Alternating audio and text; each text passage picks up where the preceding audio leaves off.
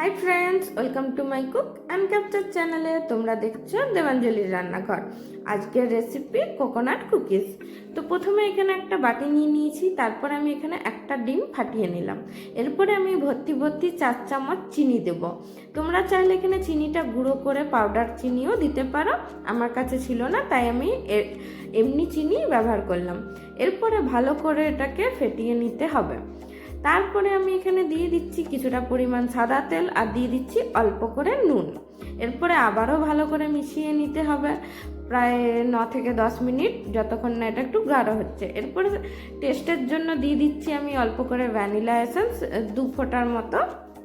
এরপরে দিয়ে দিচ্ছি আমি বাজারের যে কোকোনাট পাউডার পাওয়া যায় সেই পাউডারটা আমি এখানে ইউজ করলাম।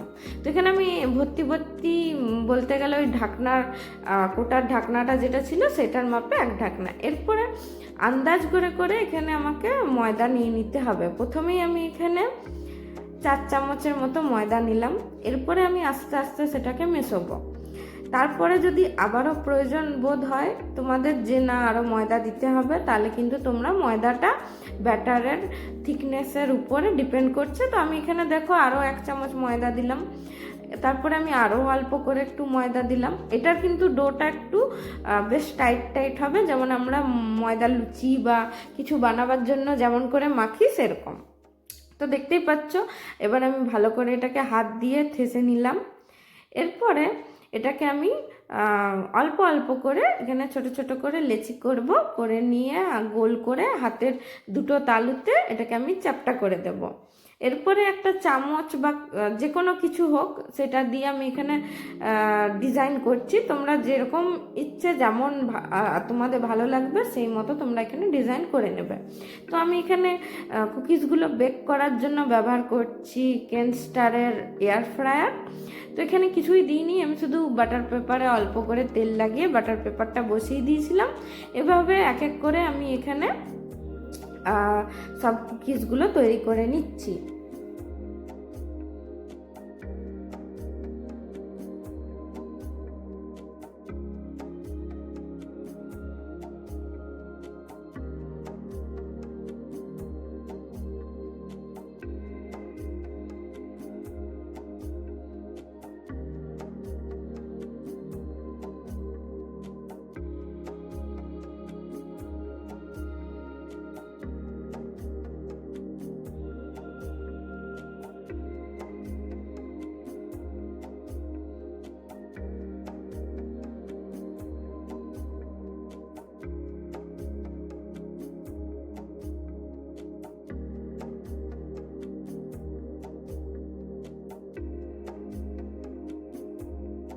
প্রথমে ট্রাই করলাম 4টা কুকিজ দিয়ে, তো এখন আমি এয়ার ফ্রায়ারটা লাগিয়ে নিলাম।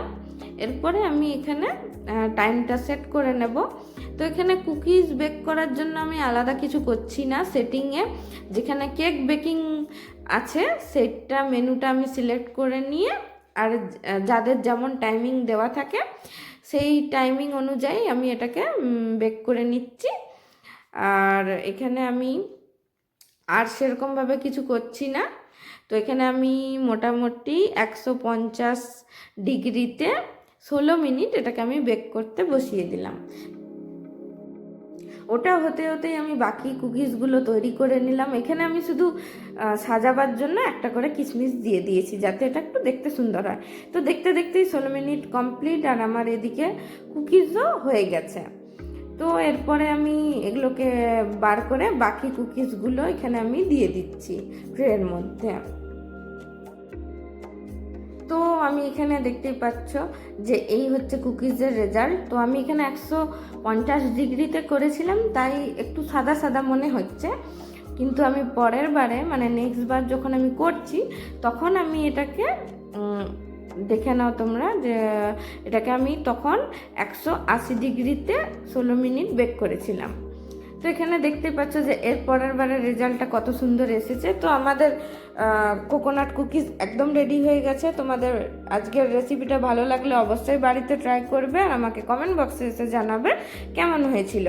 আজকের ভিডিওটা তোমাদের ভালো লাগলে খুব খুব খুব লাইক করে দিও, কমেন্ট করে দিও, শেয়ার করে দিও।